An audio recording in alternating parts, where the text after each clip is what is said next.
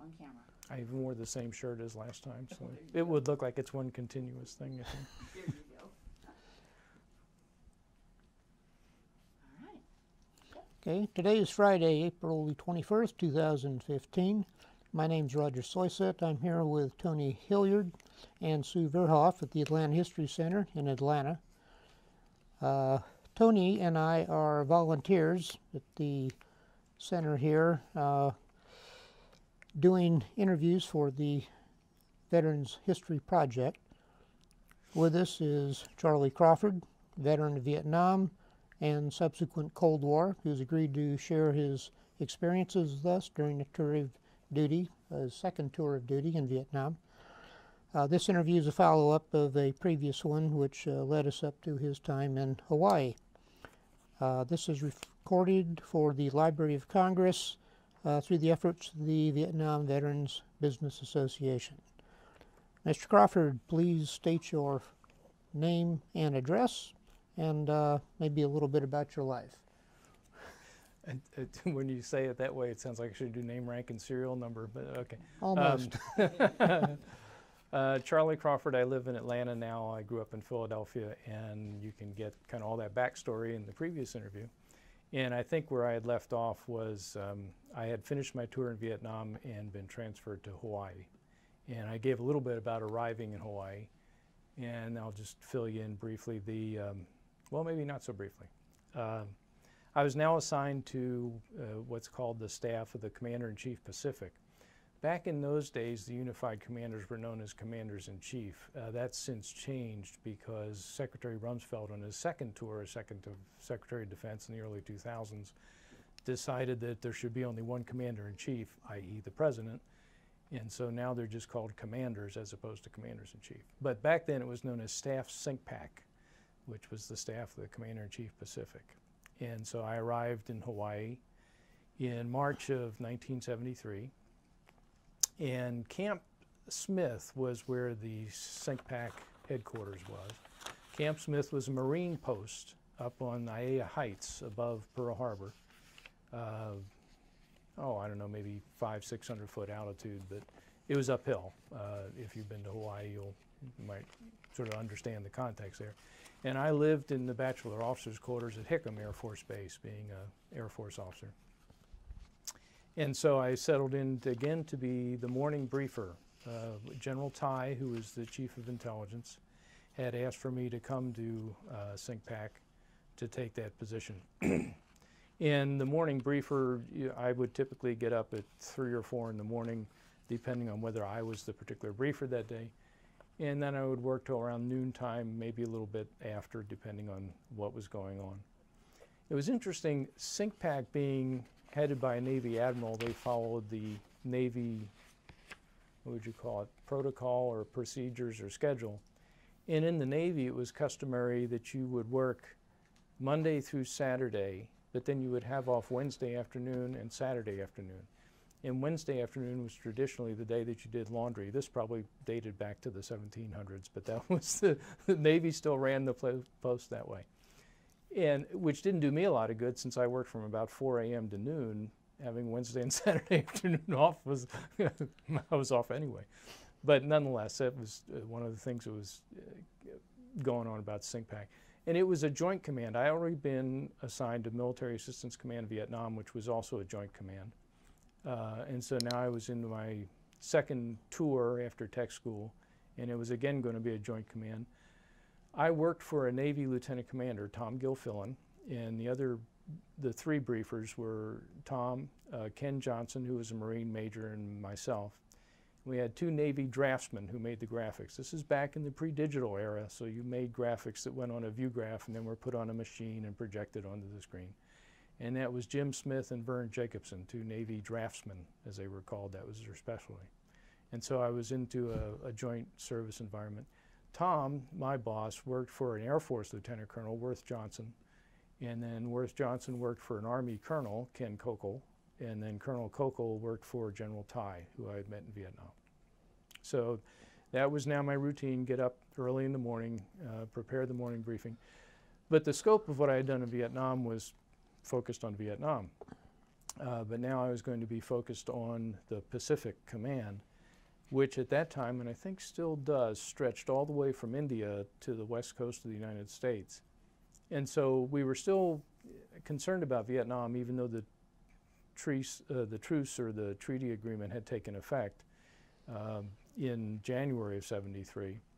We were going to be following what the communists, not just the North Vietnamese, but the communists were doing, including Cambodia, which became much more of a hot area now that Vietnam had been covered by a treaty.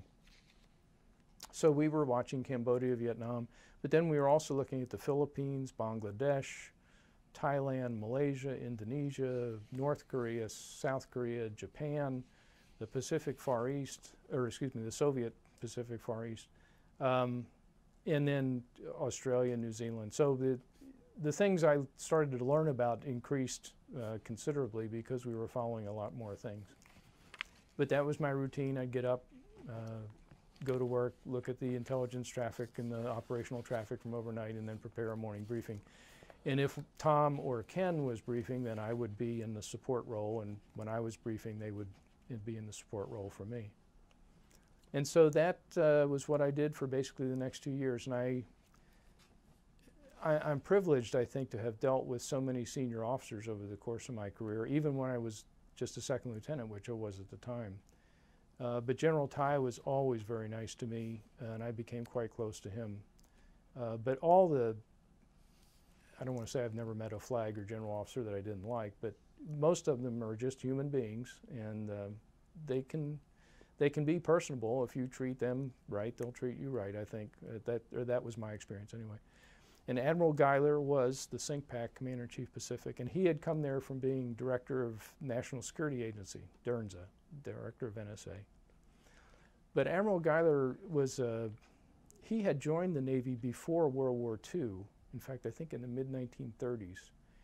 And that's another characteristic of this period of time. Most of the senior officers, general officers, flag officers, which is what the Navy calls admirals, were World War II veterans. And I was a son of a World War II veteran, so, and I was probably the same age as many of their children. But these were guys, greatest generation people. Admiral Guyler had been a surface warfare officer and then become a naval aviator in 1940 before the war had started. But then he became an ace. He had shot down more than 5 Japanese planes in the early stages of the Pacific War. And I think was common at the time, if somebody had achieved a certain degree of notoriety as an ace, they rotated you back to the States to run a training outfit because they didn't want to get all their heroes killed. So Admiral Guyler had spent much of the rest of the war, I think in Florida or Texas, training other naval aviators, but then had come back to the Pacific toward the end of the war to be a commander of an air group. For whatever reason, Admiral Guyler, and by the time I knew him, he was what they call the Gray Eagle, or was about to become the Gray Eagle, which is the senior naval aviator on active duty. So just a little bit of background on him. And he was known to have a temper, but he never treated me badly at all. I think, in fact, I still remember what he wrote to me when I left. I got a framed picture of him in the background of it, rather than being matte paper, was the cover from the intelligence briefing that we normally gave. Because we had a format and we'd fill it in as the day arrived. But it was the unfilled in background. And he wrote on it, "Warm thanks to the Straight Dope Special." And I think he valued my candor, or he certainly seemed to, which sometimes would cause the other general officers or flag officers in the room to gasp. But he always seemed to think it was okay. And so I had a good relationship with him. And then General Moore, Air Force Lieutenant General William Moore, was the deputy CINC when I first got there. And then he was replaced by Jack Guthrie, who was an Army Lieutenant General. I mention all these names because I was fortunate to be in almost daily contact with all these men, and I admired almost all of them greatly. Interestingly, too, within the J2, within intelligence, I worked, as I said, for Ken Kokel, who was what's called the J22, Director of Operational Intelligence. But then the director of intelligence plans was a Marine colonel named Don Conroy. And I got along very well with Colonel Conroy, only to find out later that he was Pat Conroy's father, the model for the Great Santini. If the book or the movie is at all accurate, it was an entirely different guy than what I knew. I mean, he was capable of being gruff, and he was obviously an experienced Marine aviator and highly decorated man, but he was always very nice to me, and I think he always was to all the junior officers, as near as I could tell. Father's only always the same way with the son. Who knows? Maybe. But anyway, the whole time I was there that I knew Colonel Conroy, I never knew he was the quote-unquote Great Santini. So that was my routine for the next 2 years, was to be in Hawaii at Camp Smith. And since I had not gone home from Vietnam, I had stopped halfway across the Pacific in Hawaii. My mother, of course, was anxious to see me, and I suppose as mothers are, she was not reassured by the fact that I was able to call her on the phone and tell her I was all right. She actually wanted to see that I was all right. So she and my dad and my aunt and uncle came out to visit about August 1973. And that was fun to show them Hawaii and take them around. And then a couple of other people came to visit during my time in Hawaii. But largely I was on my own. Actually, I was a bachelor, and I lived at the Bachelor Officers' Quarter. And getting off at noontime, I had, if I wanted to play golf in the afternoon, I could. I had a good 3, 4, 5 hours that I could do that. And I got much better at golf than I had been, to the point where I was shooting routinely in the 80s. And I've never been able to do that since, because I haven't played nearly that often. But that was part of my experience there. I would ride my bicycle everywhere. And remember, too, in the fall of 1973 was when the first oil crisis hit. And Hawaii experiences these things earlier because they're at the end of the, not literally the pipeline, but of the supply line. And so we were experiencing in Hawaii these oil shortages. And I remember the price of gas was maybe in the mid-30s, like 35 cents, 36 cents a gallon. And as the gas stations began to run out, there was another gas station on the west coast of Hawaii, a little distance from where I live, but of course Hawaii's not that big, so nothing can be that far away. On the west coast of Oahu, I should say, the main island. And they were selling gas, I think, for 75 cents a gallon, and people wouldn't pay it. They were like, I'm outraged. I won't pay that much for gas. And of course, 75 cents a gallon now sounds real good. But they got their gas from Indonesia as opposed to from OPEC. And so that's how they still had gas. But my solution to that was, I had sold the car I had in the States before I went to Vietnam. And what I did in Hawaii was I bought a Datsun 1200. Now, Datsun is the same manufacturer as Nissan, and they were originally known as Nissan, changed the name to Datsun. They have since changed it back to Nissan. But the 1200 was, I think it was because it was 1200 cubic centimeters was the engine size, which is small. But for heaven's sakes, you're in Hawaii. It's not like you're going to be doing an 8-hour drive anywhere. We're hauling a big load. And so I had this little Datsun 1200. And when the oil crisis hit, I filled up once, and I don't think I filled up again for like 6 weeks. And the way I did that was when I drove to Camp Smith in the morning, it was largely uphill once I got past Kamehameha Highway. But then when I came home in the afternoon, once I left the guard post at Camp Smith, I would just push in the clutch and coast down all the way to Kamehameha Highway, where if the light was red, I stopped, and if it was green, I'd roll on through. So I only used, I don't know, a couple of teaspoons of gas a day. And everything else I did for myself, I would ride my bicycle. I'd ride my bicycle down to Waikiki to go to Fort DeRussy, which is a military post in Waikiki. And I would go to the beach there if I chose to. And I'd lay out in the sun and read a book and go in the water, come back, read some more, go in the water, read some more, ride my bicycle back. In fact, I had tan lines from my swimming suit that I developed over a period of 2 years in Hawaii. And it was a good year after I left Hawaii before the tan lines finally went away, because I was outside almost every afternoon. Played tennis in the afternoon. And of course, all that sort of ancillary stuff, what was I doing militarily? Well, I was reading an awful lot of information about the Pacific and learning about the Pacific. and passing this information on in intelligence briefings to Admiral Guyler and his staff. One other anecdote, which somebody 50 years from now may find amusing. Chief Belcher was on the operations side, but we gave our briefings, we were in the blockhouse, it's called a windowless, because we were in an intelligence secure area. But the briefings were also held in there. That's where the main briefing room was. Because it was secure, you could discuss anything, and so nobody could hear outside of the blockhouse. And Chief Belcher was the Navy chief. It was in the J3, and he ran the conference room and the operations center. And Admiral Guyler preferred to have coffee during the briefing. And the way this was done, and the chief and I used to laugh about this, a chief would make a fresh pot of coffee, and he'd pour a full cup of coffee, and he'd put it right, it was a semicircular table, and the admiral sat right in the center. And he'd put the coffee cup right in front of the admiral's chair. And I'd call the room to attention when he came down the hall and came in. But into that coffee cup, before he put it there, Chief would put, and this was brewed coffee, so it was already coffee to begin with, he put a teaspoon of instant in on top of it. That was the way the admiral wanted it. And it would sit there. If the briefing was 10 minutes long or if the briefing was 30 minutes long, it would sit there and sit there and sit there and sit there. And right as he got up to leave, Admiral Guyler would take and he would drink that whole cup of coffee, which at that point I'm sure was cold, and it must have been as thick as motor oil, but and then he'd walk off. So just the little sort of personal idiosyncrasies you observe people have. But that always amused us, but that was the way he wanted it, so what the heck.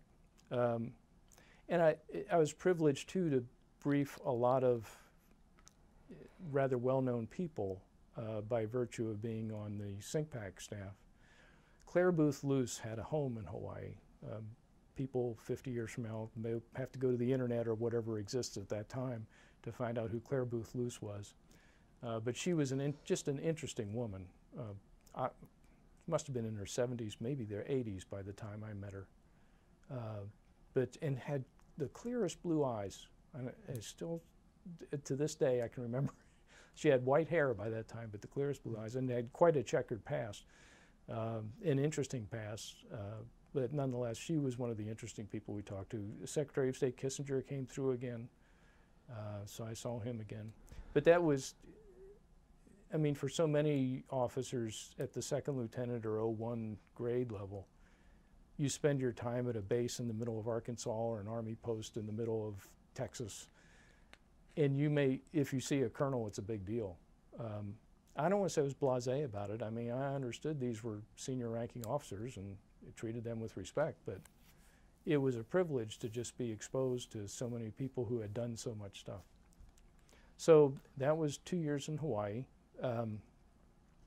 General Tai, who was, I guess, a mentor and benefactor, he had been transferred to Washington. Oh, I should mention too, think of the context of the time. Not only was there an oil crisis, but in, I want to say the fall of 1973 was when Vice President Agnew resigned. And remember, we were briefing in the morning. Well, the morning for us was already early afternoon for Washington, D.C. And I remember Chuck Smith came in and interrupted the briefing and said, gentlemen, we just got word that the Vice President has resigned.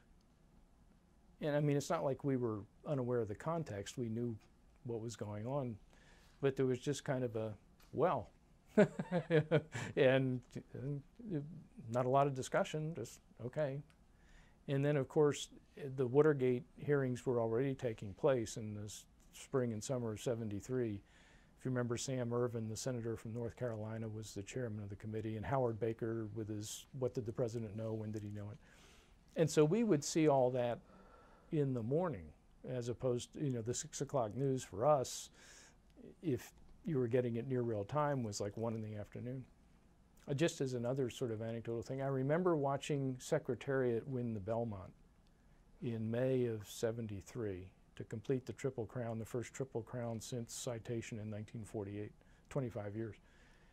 And even I remember thinking, that's I don't know how much more life I'll have after this. I was only 24 years old at the time. But this has got to be one of the most amazing sporting things I have ever seen. And of course, it was right around noontime or 1 in the afternoon when I saw it, Hawaii time. But if you remember, he won the Belmont by, what, 31 lengths. And I just remember sitting, holy smoke, how can one horse destroy a field of premier horses like that? And like watching NFL games, we'd watch them Sunday morning, and then you still have the whole afternoon to go play golf or tennis or whatever. So that was my time in Hawaii. And General Tai, as I say, had moved on.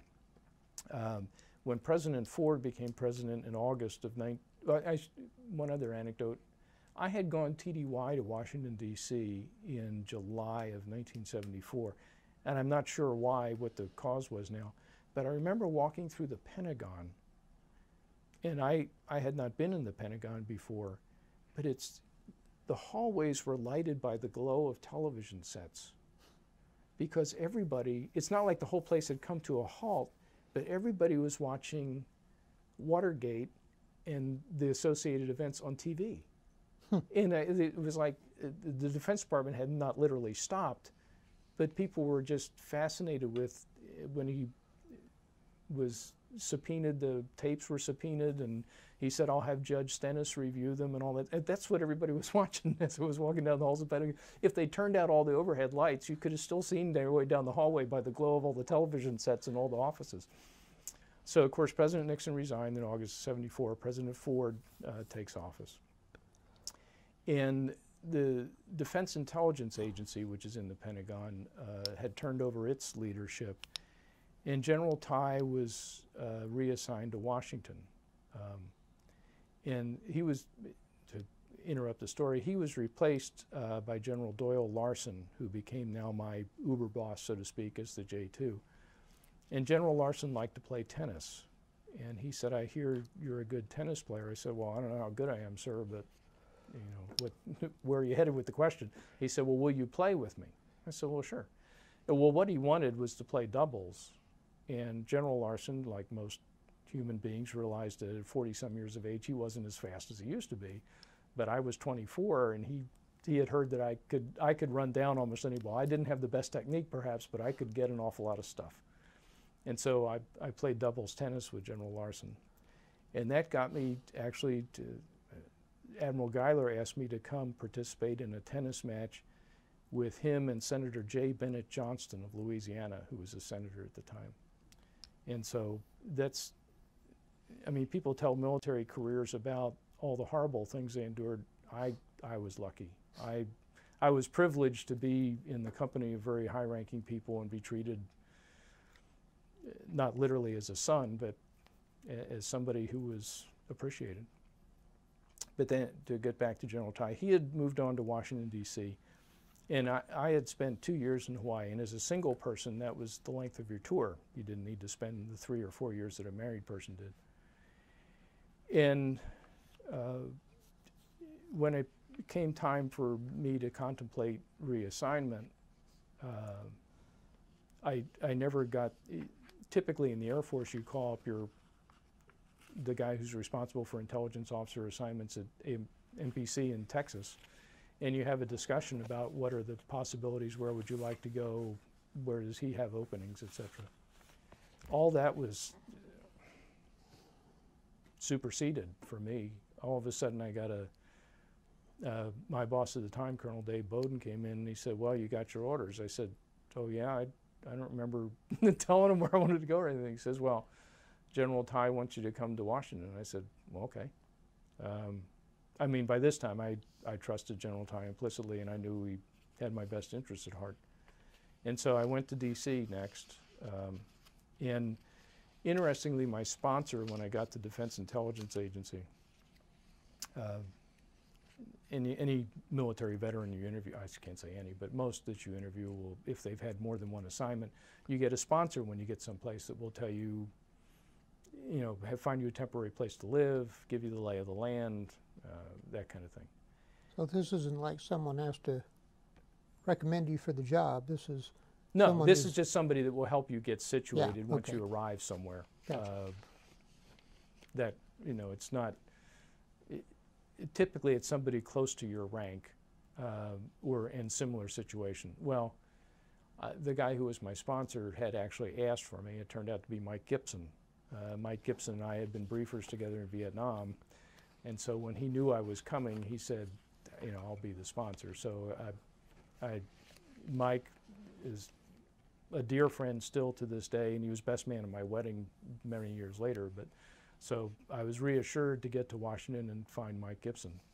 I had been to Washington before, not like say once on TDY, but as a child I had gone to Washington growing up in Philadelphia. We had gone there on school trips, so I wasn't totally unfamiliar with Washington. But nonetheless, Mike helped me get situated. And General Tai wanted me to work, rather than in operational intelligence, which is what I had been up to this point, he wanted me to work in the Directorate of Collection Operations. If you think about the intelligence cycle as we describe it, you first decide what you want to know, or what things you might want to look at or listen to or read about. And then you direct your intelligence assets toward that objective. Once you've collected the information, you analyze the information to see if all the, typically the loads of junk that you get, what's worth knowing, and then you disseminate it. So that's what it is, you know, collection, analysis, dissemination, and then back to deciding what to collect. And so I was going to be in collections now as opposed to analysis or dissemination. And he said, I want you to work, just as General Tai said, I want you to work for John Hughes. I didn't know who John Hughes was. He was a senior civilian in the Defense Intelligence Agency, and he was the Director of Collection Operations. And Mr. Hughes, this is back before they had the Senior Executive Service for civilian employees. And he was his rank was GS-18, which GS stands for General Schedule. That was the highest civilian rank you could have that wasn't a political appointee. And after I got there, I found out back in the Cuban Missile Crisis in 1962, Mr. Hughes had been the one who was selected by President Kennedy to go on TV and talk about the missiles being found in Cuba. So John Hughes was already very well established and very well known. And you would not, if you'd run across him in any other context, you would not have picked him as an extroverted, outgoing, somebody who could explain stuff. A very quiet man, was originally from New Jersey, had gotten a degree in cartography, loved maps. And then when photo reconnaissance came along, which started in World War I but really got its impetus in World War II, by the time I was there, and it's no longer a secret, we were taking photographs with satellites. Back then it was secret and people weren't supposed to know we were doing that. And the impetus for that had been the U-2 crisis of 1960 when Francis Gary Powers was shot down over the Soviet Union. And one of the reasons, unbeknownst to the great majority of Americans and almost everybody else at that time, that President Eisenhower had said, well, we won't fly airplanes over the Soviet Union anymore. That was part of the bargain. Well, at that point, we didn't need to, because almost coincident with that, we started taking pictures with satellites. If you remember the Sputnik of the 1957, by 1960, the United States had satellites that were taking photos. And that was Mr. Hughes's bailiwick, was overhead satellite collection. And he, interestingly too, since I mentioned the U-2 crisis, he had been the one to brief President Eisenhower on the loss of the U-2, since he was in collections. And Mr. Hughes liked to save information, and as some of us do. And there were, on the side of the briefing room, the conference room that Mr. Hughes had, there were storage bins behind the chairs that ran along the wall. And Jim Wilson, who I worked with, said, you should look in there sometime when we're not particularly busy. And so I did, and sure enough, Mr. Hughes had saved all the Cuban Missile Crisis and the U-2 maps and boards and pictures he had used. And it was just, it was a wonderful education in the process, just to go through those even without benefit of somebody narrating it to you. I mean, you could look at it and pretty much figure out what it applied to. So that was interesting to work in the Director of Collection Operations. And we were on, there was 3 of us, an Army captain, Jim Wilson, an Air Force captain, Larry Hammock, and me. And by then, I'd say I had made first lieutenant while I was in Hawaii. So now I was on the verge of making captain. Back then, the Air Force during the Vietnam War had accelerated the rate at which you got promoted so that you would get your commission, and within 18 months you'd be a first lieutenant, 3 years you'd make captain. Well, now, as all that was winding down, the Air Force went back to its more traditional mode where it took you 2 years to make first lieutenant and 4 years to make captain. So I had made first lieutenant in Hawaii in September of '73, and now I was about to become a captain in September of '75. I went to Washington in March of '75. And I remember shortly after I got there, we had the Maya Gez crisis in Cambodia, where the Maya Gez had been seized by the Cambodian communists.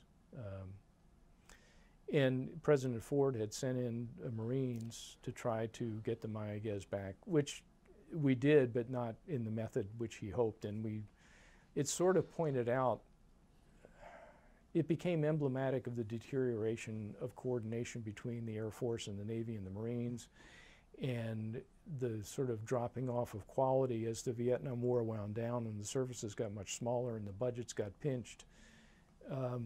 And that started to happen shortly after I got to Washington, that all the services started involuntarily releasing people.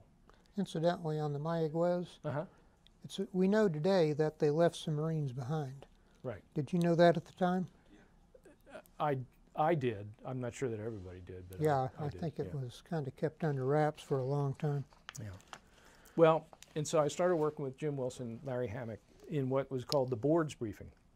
And like I say, the satellite photography was not a widely known thing, even within the Defense Department. But the way satellites took photos back then, this is back in the film days, we sent up satellites with what we shorthandedly called buckets. They were rolls of film. And in certain satellites, I'm sure this isn't classified anymore, but I'm not even going to say the name because I was acculturated not to even mentioning the designation or the thing.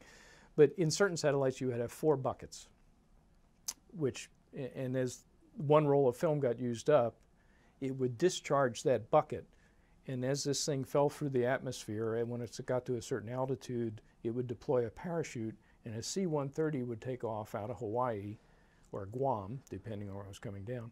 And on the front of the C-130 were 2, almost looked like scissors. Normally they folded back along the fuselage, but as it sighted the parachute and the satellite and the bucket coming down, it would deploy these forward like that, and it would grab the shrouds of the parachute as it got close. And it always struck me that, what if the canopy comes right over the cockpit and the guy can't see? But I mean, they were good at it. I never saw the process firsthand, but I knew that was how it was done. And then the bucket would be captured and would be brought back. And it had to be processed, just like when you used to take Kodak film to the film processor. These, of course, were taken to a highly secret facility, and this big roll of film was developed. And then the National Photographic Interpretation Center, NPIC, was in Washington, D.C., about where the Washington Nationals ballpark is now. But back then it was NPIC, as it was called. And that was a Joint Defense and CIA facility. And that film would all be processed. They would they'd give it a quick run through to see if there was anything startling on it. And then over a period of months, they'd give it a much more thorough frame by frame, inch by inch almost look. But if you think about the amount of, depending on the focal length and the aperture of the camera, you might have thousands of square miles on a single frame. And so it was typically what you did is you went and looked at someplace where you knew that something was already going on, and you looked to see if it had changed. And the focus now was mostly on the Soviet Union. So again, my geographic sphere had broadened. I'd been working in Vietnam, I'd been working in the Pacific. Well, there was sort of the Cold War background threat runs through all this. But now we were very much focused on the Soviet Union with most of the photography that we took. And typically, you know, you'd look like at a submarine base to see if there was a new sub or a manufacturing facility, if there was a new bomber or a new ICBM or something. Or just a scientific research facility where they were building lasers for potential defense use. But being the chief of Directorate of Collections, Mr. Hughes got first dibs on any interesting stuff, as did director of the CIA. But the lab over at NPIC would make us boards, and they were 30 by 40. They were big pieces of, I say cardboard, it wasn't literally cardboard, but pressed paper. So there was substance to them. And then they would put the photo on there, and I still remember the format. There was a white space at the top where they would say what this particular facility was, where it was, and when the photo was taken. And then in one corner would be the NPIC logo, and the other corner would be the DIA logo. And so then for Jim and Larry and I, our job was to take these interesting photos and run them around what was called the SecDef circuit, the Secretary of Defense circuit. And so, you know, first, of course, Mr. Hughes saw them, and then we would take them to the Director of Defense Research and Engineering, the Deputy Secretary of Defense, the Assistant Secretary of Defense for whatever, Secretary of the Army, Secretary of the Air Force, Secretary of the Navy. So again, it was kind of high-level stuff. And we had these giant carrying cases that we'd put these in because they were all top secret with a code word applied to them. And we would roam the halls of the Pentagon carrying these things. And I'm sure some people knew what they were, because I mean, certainly some people began to recognize us. And I was by no means the first person that had ever done this. This has been going on now for a couple of years. Actually, think about maybe 15 years by the time I'd gotten there. So many people had passed through this particular position that I held. So again, I was in contact with very senior individuals. And I went off to Squadron Officer School that summer of 1975. And that was an interesting experience down at Maxwell Air Force Base. A lot of people have been through Squadron Officer School. It's 10 weeks of company grade officer training. And I don't want to spend the whole rest of the time on Squadron Officer School, but it's good. Professional military education is a good thing. Interesting, hot as the dickens, because I was there July to September. It's class 75C. I remember there was 4 classes a year. A was in the winter, B was the spring, C was the summer, and D was the fall. So unfortunately, I got the summer one when Montgomery, Alabama can be really hot and humid. But nonetheless, it exposed me to a lot of other people of my relatively same grade, and you have, you know, smaller groups of seminars, and met some interesting folks. And also, I ran into a guy that had been a cadet of mine at Georgia Tech, and you know, that was nice to be exposed to other people in other branches and other specialties. So got back from Squadron Officer School, and about this time I did in September, I can't remember if the Congress asked for it. I think they did. The House Armed Services Committee said, would you give us a briefing on Soviet military power? Well, this came to the Department of Defense, to General Ty was the Deputy Director of the Defense Intelligence Agency. Danny Graham, Army Lieutenant General Danny Graham, was the Chief, or the Director of Defense Intelligence Agency. And they passed the job on to Mr. Hughes because of his briefing background and his ability to get interesting materials as the Director of Collections. And what year was this? 1975, September 1975. And Mr. Hughes turned to us, meaning Jim and Larry and I, to put together this presentation. Now, he was going to give it. Mr. Hughes was going to be the briefer, but we were going to be the guys that put it together with a lot of interaction with him. It's not like he said, do it, come back in a month and show me what you got. I mean, we were in and out of his office, if not every day, many times. And we were putting together a sort of a soup to nuts satellite photography show about what Soviet military capabilities were. and it ranged all the way from intercontinental ballistic missiles to submarines to bombers to fighter aircraft to ground troops, naval infantry, the whole thing, scientific capabilities. And we were going to get 2 hours with the House Armed Services Committee in November, or that was the target date. We weren't exactly sure when. But we had a deadline, we had a structure, and we put a lot of work into that. And we made many, and we weren't going to get to use the big boards. We were going to do it on what's called view graphs. So instead of having a printed photograph, we were going to have a transparency and project it up on a big screen. And Jim and Larry and I worked on that, and God bless the graphics guys. They did a magnificent job.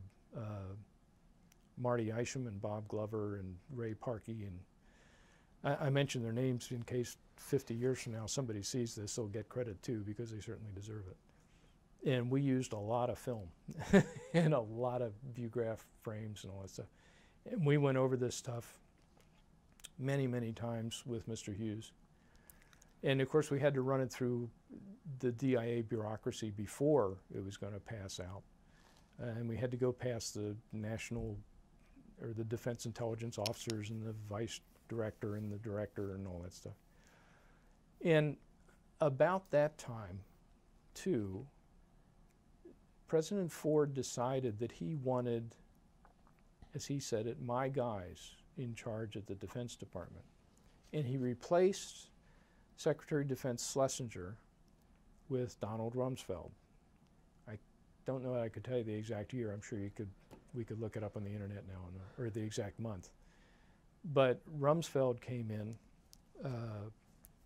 I think in the summer or fall of '75.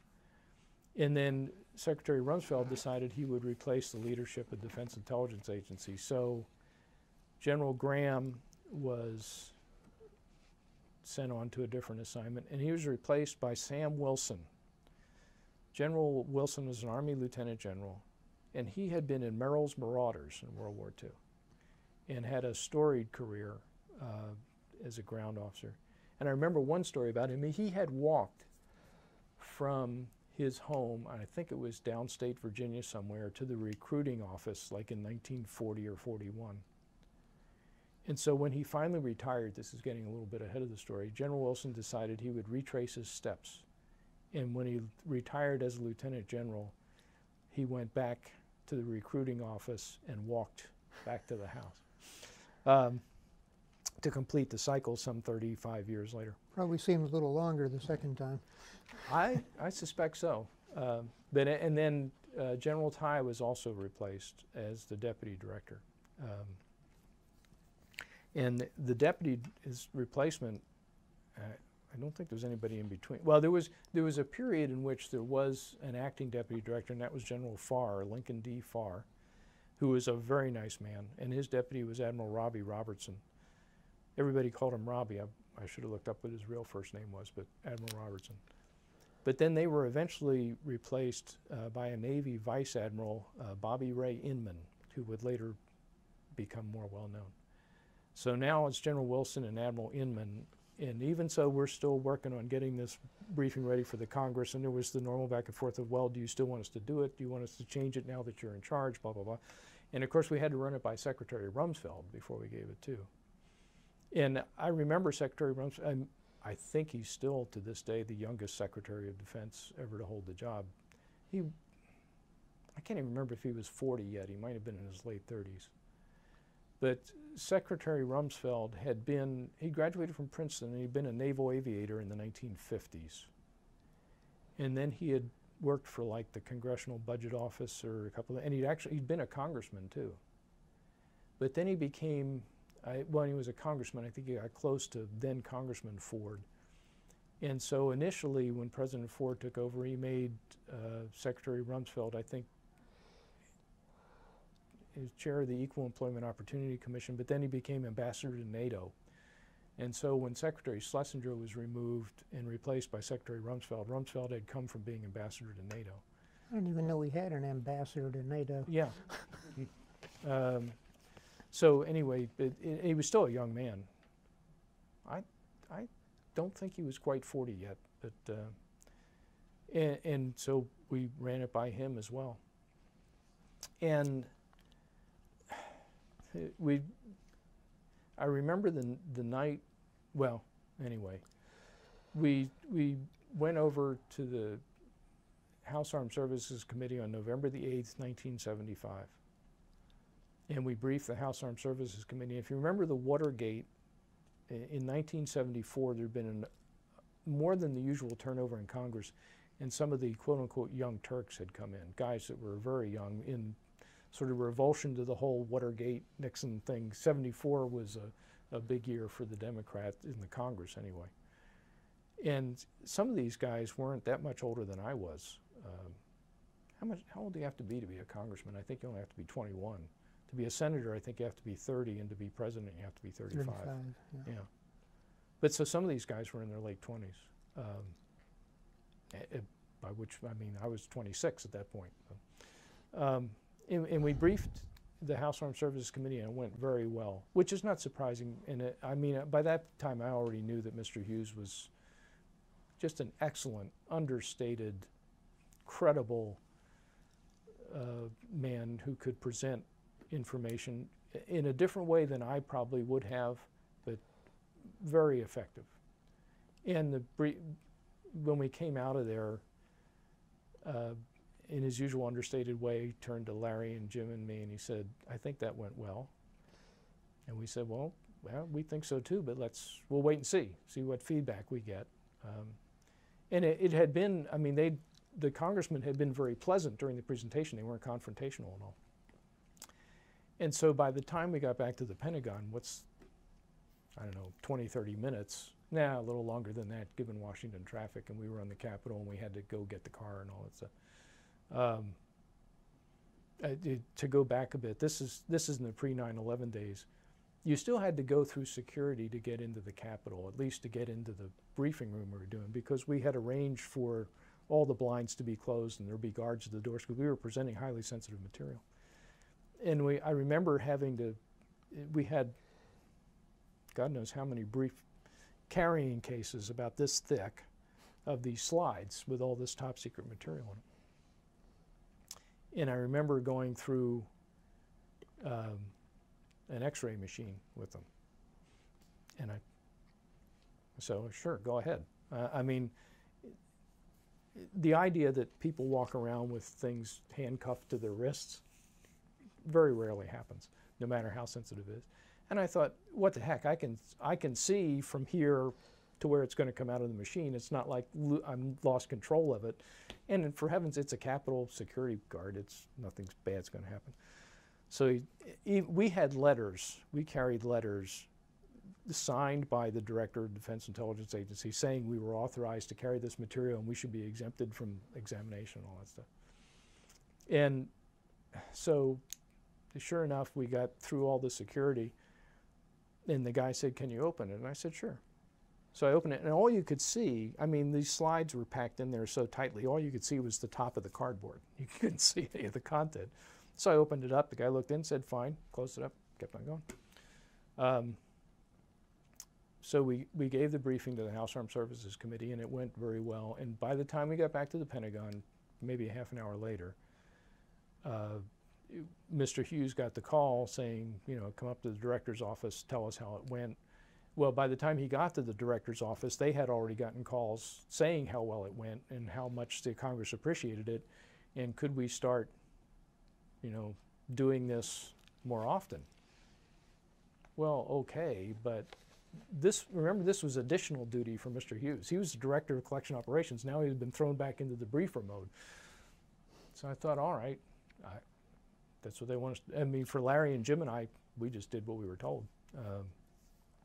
So if as new information would come in, we'd add to the pile. We'd make more view graphs, and depending on the amount of time we had or the interest of the audience we were presenting to, we'd put some in or take some out. So we wound up doing several different congressional committees. We wound up doing several Senate committees. And then they wanted us to start doing it for people like the Shah of Iran and the Prime Minister of Canada. Well, all right. I mean, these guys obviously didn't have top secret clearance, but if the President of the United States or the Director of the Defense Intelligence Agency tells you you're going to do it, hey, all right. So we started doing this briefing a lot. And it got to the point where it was such a burden on Mr. Hughes's time, and he was not that well. As it turns out, he was in the early stages of Parkinson's, although we didn't know that at the time. He had been diagnosed with hypoglycemia, which was not the case. But one of the anecdotes there is he had been told that he should eat a little bit all during the day as opposed to eating big meals, because to manage his hypoglycemia, which is a blood sugar malfunction, you want to have more of a steady state intake of food as opposed to big peaks and valleys at breakfast, lunch, and dinner. And he always had in his desk drawer, he'd always have like a sandwich or pieces of bread or something. And it was interesting too, he had 5 sons who were all younger than me. But it was his wife would call and would say, "Are you going to be home in time for dinner?" Or she'd have one of the kids call, and he'd always say, "Yeah, tell Mother that I'll be home by 6." And Jim and Larry and I would look at each other like, what are the odds? He wasn't going to be home by 6.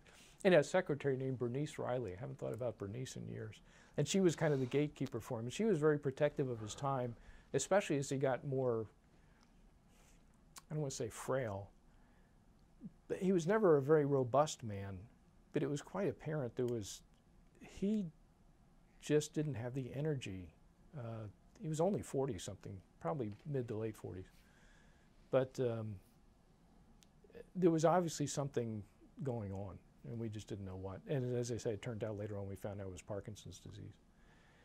But the other thing we would do, and I bring it up for the reason, whenever Mr. Hughes would give a briefing, he always wanted to take Hershey bars with him for quick energy in case he started to feel a sinking spell. And that was one of my additional duties, which sounds kind of demeaning for at this point, a captain. But I was glad to do it because I had so much respect for him and if it allowed him to function better, so what? So in addition to all the top secret material, I invariably had a stash of Hershey bars and Cepacol for his throat. So that was part of my additional duties. And that comes up for a very specific reason, because they said, well, can you come give it at the White House? Well, sure we can. I mean, and what President Ford wanted to do was he wanted to show it. He figured if he sponsored them in the White House, it would people would be more tempted to come than if we just said we're going to brief the Senate Armed Services Committee. Because not every senator goes to every committee meeting. So sure enough, to do that though, by now it's early 1976, we had to do the briefing for President Ford.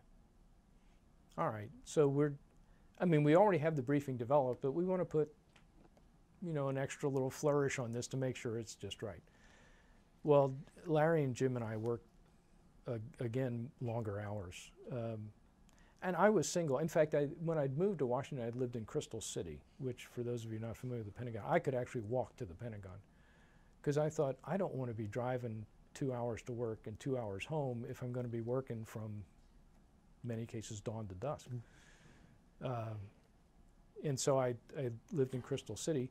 And in the middle of 1976, well, that's a little bit far on. So I'm still in Crystal City, living in Crystal City, able to walk to work in the Pentagon. I had noticed guys that had a wife and 2 or 3 kids and a dog. They all lived out in Woodbridge or Occoquan or Ruston because they had to have the backyard and the school district and all that other stuff. But I would watch these guys get into the office at 7:30, 8 o'clock in the morning, and they were already mad because they'd been fighting Washington traffic to get in. And then the prospect of going home, they're like, oh God, it's going to take me 2 hours to get there. I hope, my wife can keep the dinner warm, blah, blah, blah. So I subverted all that being a bachelor. I lived in Crystal City. So I don't want to say I didn't mind working long hours because it certainly cut down on the amount of time I had for whatever else I wanted. But nonetheless, I was in a position where I was probably in the best position I was ever going to be in my life to be able to work long hours and not be resentful. So we were going to brief President Ford. And I remember it was 24th of April, 1976. And leading up to this, we had been working, staying later.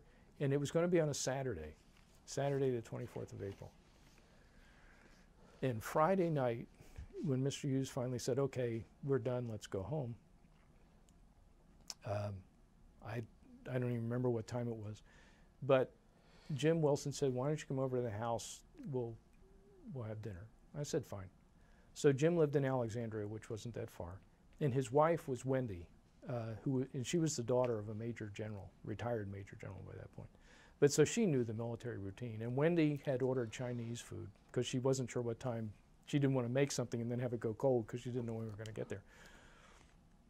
So Jim and Wendy and I had Chinese food, and something about it struck me wrong. And I woke up in the morning and I was sick as a dog. And so this is the day, not only were we going to brief the president in the afternoon, but I had signed up to take the graduate record exam because I wanted to go to graduate school, which was over at GWU, George Washington University. So I drove over to GWU hoping to heaven that I wasn't going to have diarrhea in the car, and took the graduate record exam, periodically telling the proctor, I'm sorry, I gotta go, and coming back in. Well, fortunately, it was just one of those things where it was something I ate, and it was out of my system by late in the morning. And so then I had put my uniform in the car, my Class A's, which is the term used for the regular full dress uniform. The Air Force had also transitioned, by the way, from, it used to be we wore tans when I was in Vietnam, which were called 1505. That was the number designated.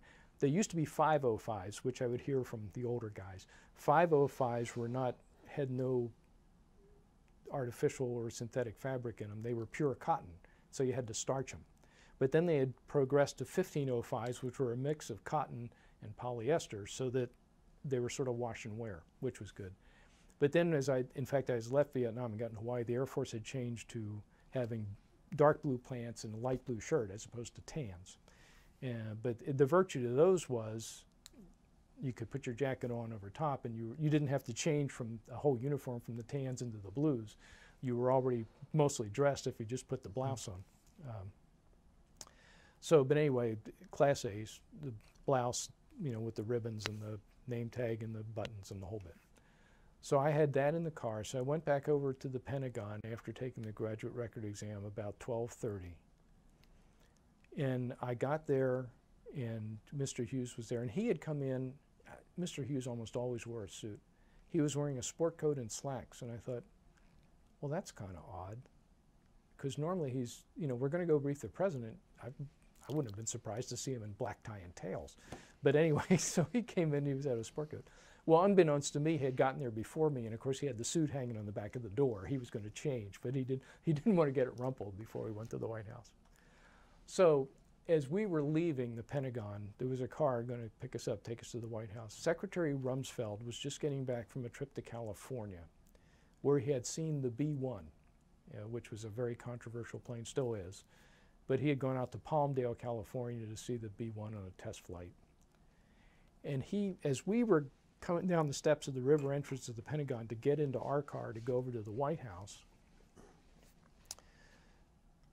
Secretary Rumsfeld was arriving in his car, and he gets out, and he had on, if you remember Haywood Hale Brown, the sportscaster, he had on a checkered sport coat, looked like Haywood Hale Brown. It was like a Madras, red and, I mean, it was a sport coat, but nonetheless, it was an eye catcher. And he had on khaki pants, and as he was coming up the steps, he saw us coming down, and he said, John, meaning Mr. Hughes, he said, you all ready? And he said, yes, Mr. Secretary. And he said, well, I'll see you over there. I thought, we were going early to set up the screen and make sure everything was just so, as far as the projection and the focal length was going to be crisp and sharp and all that. And so we took off, and as he passed us, had a few words with Mr. Hughes, and there was a group of Marines, very junior Marines that were there, and they were getting a tour of the Pentagon. I don't know if they had been at Quantico or wherever. And whoever was there, the guy that was the leader of the Marines, I think it was an officer, if I remember right, he said, Mr. Secretary, would you mind taking a photo with Class 52B or whatever it was of the Marine Corps, enlisted squad? And Secretary Rumsfeld said, well, sure. So somewhere there's a photo of all these guys, these Marines, and in the middle is Secretary Rumsfeld with this Madras sport coat on. So we went over to the White House, and we did it in the cabinet room, which is where they hold cabinet meetings, and set up the screen and ran through the test and tried to make Mr. Hughes feel good about, yes, I'm all prepared. I got chocolate bars, I got Cepacol, I got water. And so sure enough, on time, President Ford walks in. And he says, okay, what do you got for us? And I don't think it's, even though communications and television are ubiquitous now, there's probably not a whole bunch of people that actually get to see a president firsthand up close. Just far enough away that you can almost touch him. And I was privileged to do that. I saw President Ford, and we gave him the briefing. And well, to do things in the correct order, we were there waiting for President Ford to arrive, and we were all set, just trying to make small talk, keep Mr. Hughes loose and relaxed. And Secretary Rumsfeld walks in before the president, logically enough. And he still got on that sport coat. And this is going to lead to a story which I think is funny, and people may enjoy 100 years from now.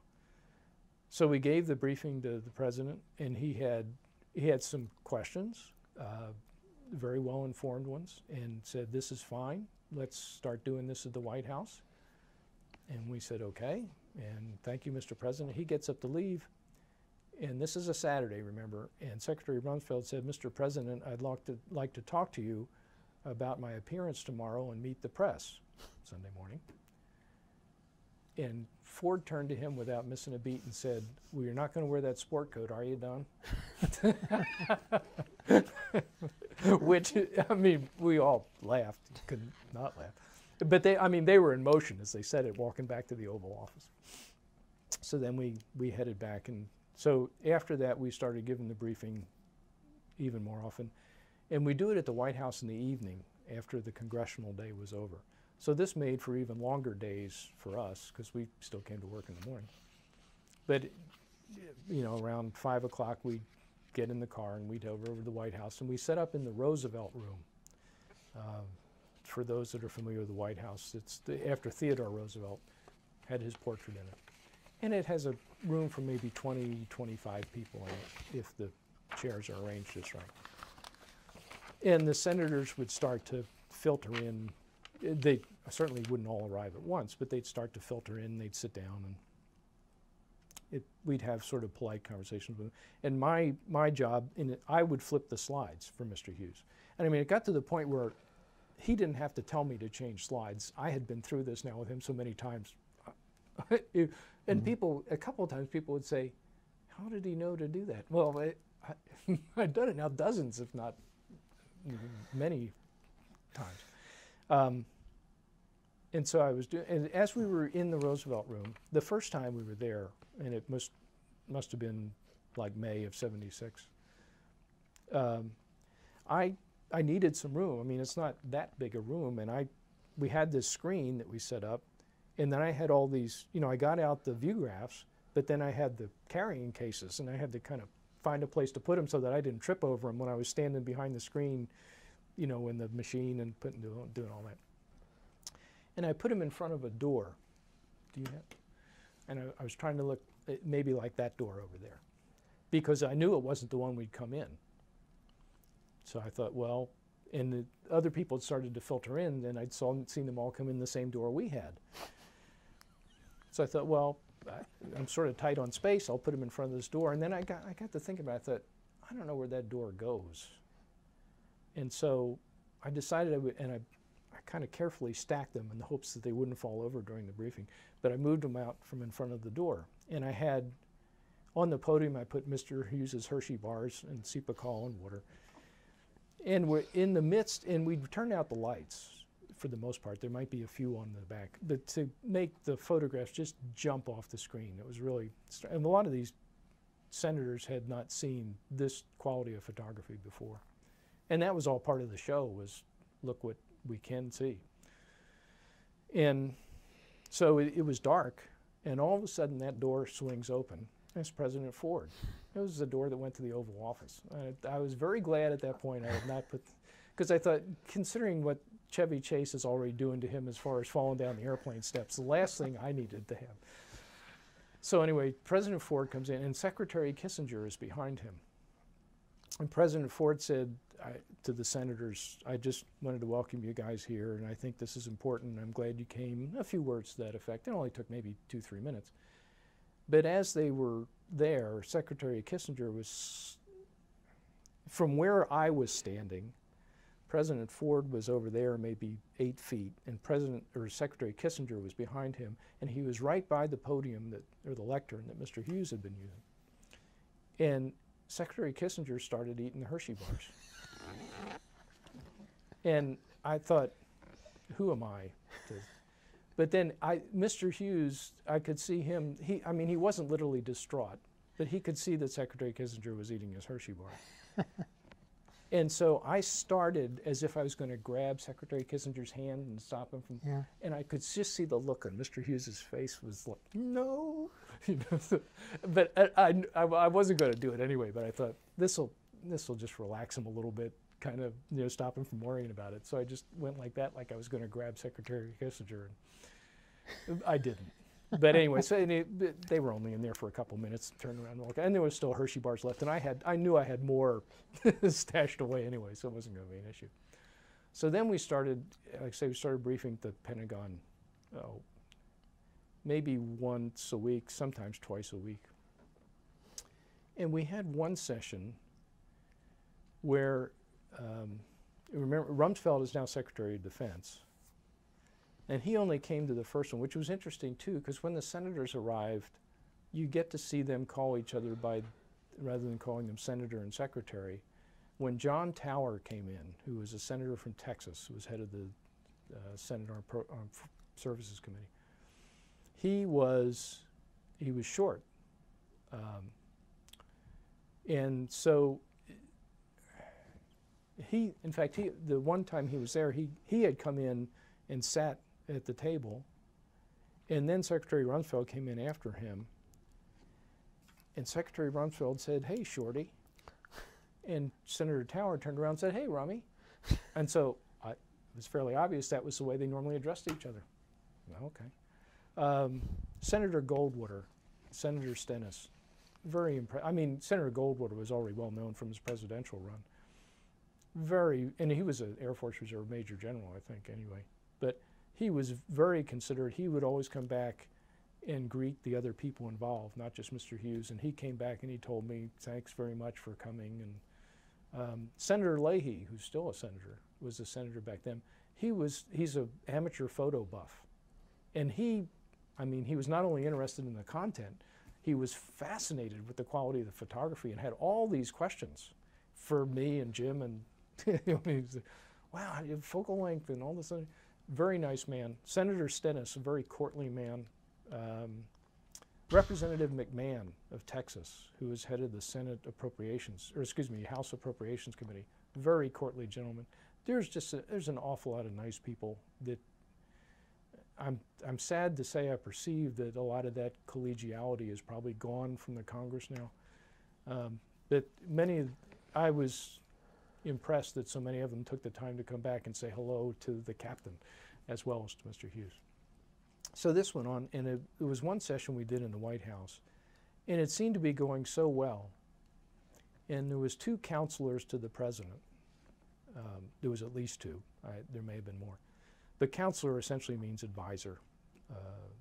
And like I say, Secretary Rumsfeld was already Secretary of Defense. And these 2 counselors to the president, in the aftermath of one of these presentations, had said, well, we could start doing this more, like 3 times a week. And they were going on, and Mr. Hughes was standing there, and the 2 of them were standing here, and I was sort of on the periphery, but not that far away. And they were saying, well, yeah, we could do it Monday, Wednesday, Friday. And I don't know what possessed me, but I just said, he does have another job, And they said, oh, well, that's right. The 2 counselors were Dick Cheney and Jack Marsh. Dick Cheney is relatively well known now, and Jack Marsh later became Secretary of the Army. And I don't know what possessed me to do that, but by that time I was more protective of Mr. Hughes than I was concerned about my own being out of place. And I don't know that it really changed their mind. They may not have done it anyway. But in the car on the way back, Mr. Hughes said to me, "Thank you for saying something." And because I was a little bit nervous about, whether he would perceive that I had overstepped my bounds, but on the way back to the Pentagon, he said that. So this went on now to the point where he couldn't possibly fulfill all the obligations that were being piled on him to give this presentation. And so he started farming it out to Jim and to me. And if it was the president of Mexico, Mr. Hughes would do it. If it was the ambassador to Ireland, I did it. There was just became sort of a gradation of how important is the audience compared to how much time do we have. So I started doing a lot of briefings as well. And as I said, I'd taken the graduate record exam. And in the summer of 1976, I started going to graduate school. University of Southern California had a program in Washington, and they held classes in the Pentagon and other places around D.C. And so the thinking back then, and perhaps it is still the same today, just having a bachelor's degree wasn't enough as an officer. If you wanted to get promoted, you wanted to get a master's degree as well, and go to squadron officer school and staff college and all the professional military education. So I started going to graduate school 2 nights a week for 3 hours. So I had a pretty full schedule.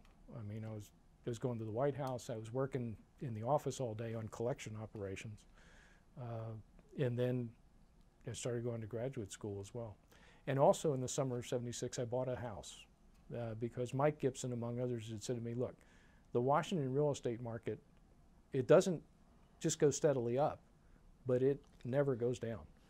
It may plateau for a few years, but if you buy a house and you're going to stay in the service, you'll be back here sometime. So go buy yourself a place. And I went out on I'd never bought a house of my own before. I went out on a Saturday and I went to a place called Fairlington Village, and it was converted. They converted these apartments into townhouses, as they're called, which are sort of like row houses. In mine, so I shared a wall with people on either side, but nobody above me or below me. And I thought, well, this is relatively convenient. It won't take me that long to drive in. So I bought a townhouse. And so I moved there in the summer of '76, so I had a lot going on in 1976. Plus it was the bicentennial. It was a big thing, 4th of July, if you remember, down on the mall. And then it was an election year, too. In fact, it was interesting. I remember I was at Larry Hammock's house, and I'd gone over there for dinner. God bless his wife, Pat, who would make us food. And I remember listening to the Democratic National Convention and hearing Jimmy Carter say, "My name is Jimmy Carter, and I'm running for president," which he had said on the campaign trail, but as his opening presentation at the convention, he started with that line, which got a big roar. And I remember my mother calling me and saying,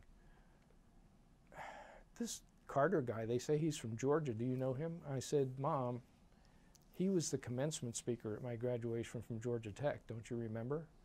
And like most mothers, all she remembered is seeing her son walk across the stage. She was totally oblivious to the fact that then Governor Carter had given the commencement address.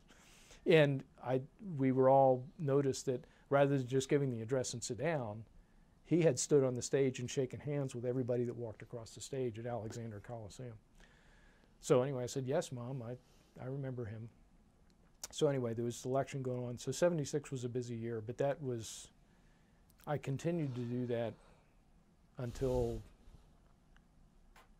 1979. It was nothing but helping Mr. Hughes and giving these briefings and going to graduate school. And I mean, I would get home. A lot of the classes were in the Pentagon from USC, University of Southern California, but then they started having some in the Forrestal building, which is over on the National Mall. So I'd have to leave the Pentagon, drive over there in rush hour traffic. And by the time I got home, I was starving. I remember that. So this went on 76, 77. And then in '77, I was going to play tennis one evening with Ken Wiegand, who was another Air Force captain I had known from the Pentagon. And I was over on Main Avenue in Washington, D.C. to go. We played tennis at Fort McNair, which used to be the Washington Arsenal, but now was Fort McNair. And there was tennis courts, and the tennis courts were on the same site as where the Lincoln conspirators had been hanged, which we knew, but I mean, that's where the Army decided to put tennis courts at some subsequent point, so we would play tennis. And oftentimes, some of the cabinet officers lived over there as well. Might have been a bad place for a restaurant. Yeah. So anyway, we were playing tennis, and famous people would play next to us. And it was we were just people playing tennis together. And I remember one time it was Clifford Alexander, who at that point was Secretary of the Army. This was after President Carter was elected. So it was 77 sometime. But it was Clifford Alexander, who was Secretary of the Army, and Andrew Young, who was then the UN representative.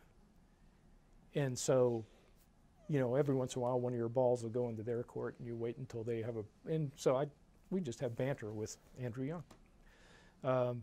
So anyway, I was going over to play tennis with Ken in August the 5th, 1977. I was on Main Avenue. In Main Avenue, I was headed east, and the sun was behind me. And I looked up at the light, and I thought it was green, but it was red. Because the sun was so strong, I couldn't actually tell which one was illuminated.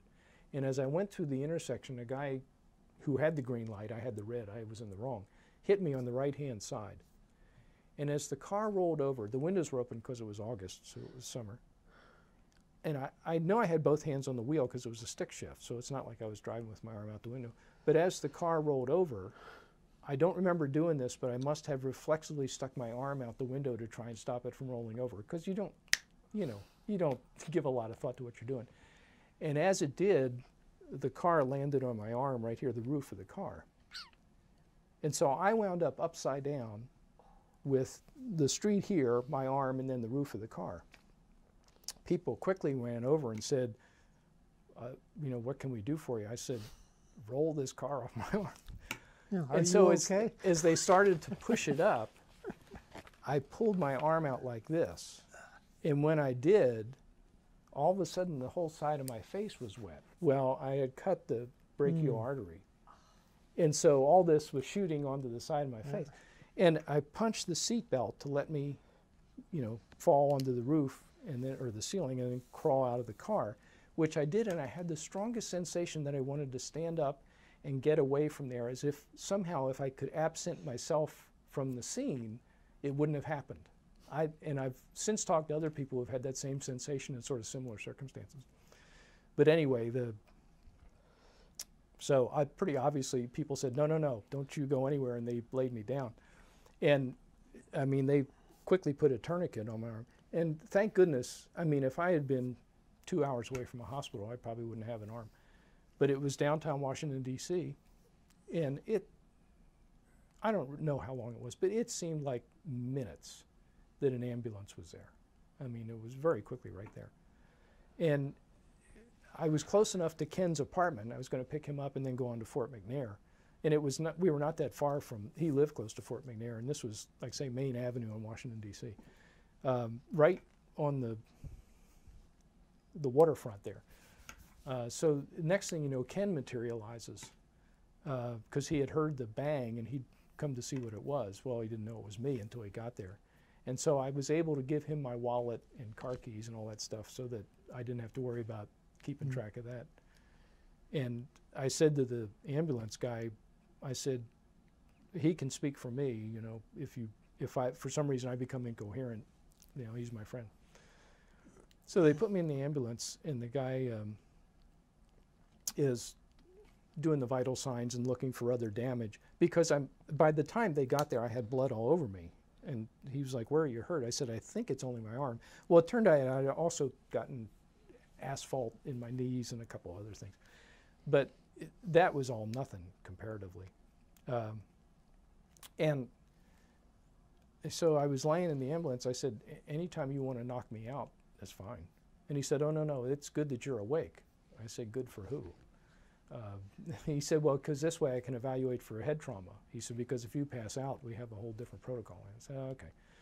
So they took me to George Washington Hospital, which was the closest place. And that's a cracker. I mean, if you remember a few years later when President Reagan was shot, that's where they took him. So you know it's a good outfit. So in the emergency room there, they started doing all the probe to see if I had sensation in my hand and all that stuff. And what they would do, they would take and there's probably a medical name for it, but they would poke my fingers to see if I was reacting. And he would say, "Does that hurt?" And if you're familiar with the nerves of the hand, this is a little bit off of the military thing, but you have basically two nerves, main nerves that serve your hand. And one of them does the thumb and the forefinger and the anterior, this side of your middle finger. And then the other one does these two fingers and this side of the middle finger. And they were getting some slight reaction from these two fingers. So they figured one of the nerves is still intact. But then he started probing the wound. He said, "Does that hurt?" Well, he didn't have to get out the whole phrase. All he had to say was "does," and I was like, "Yeah," or no. I mean, he didn't even have to finish the phrase. And one of the nurses noticed that I was rubbing the hair off the back of my head because I would clench every time he probed in there. And she said that you should give him something. Well, they gave me morphine. Never had morphine before. I had never smoked marijuana. Given the era in which I went to college and when I was in Vietnam, I hadn't done heroin, I hadn't smoked marijuana. I'd never had any illegal drugs in my life. But morphine is great stuff. It doesn't make you not hurt, but it makes you not care, strangely enough. So I could still feel sensation, but he'd say, "Does that hurt?" I'd say, "Yeah, that hurts," as opposed to kind of wincing in pain. And so they thought they had stabilized me. He said, "We're going to send you to Walter Reed." He said, "Because you're military and they have a lot of experience in handling traumatic injuries of this sort. I mean, typically like gunshot wounds or something like that." But so he said, "I think we can, we've stabilized you enough and it won't make any difference to the decision about whether we have to amputate or not. We're going to send you to Walter Reed." So they sent me to Walter Reed. And I had the chief radiologist of the Army actually did the radiology on my arm to see what blood vessels were left. And I had a crackerjack team of orthopedic guys and muscle guys. And this had happened about like 6 p.m. That's why I say the sun was low and behind me as it was setting.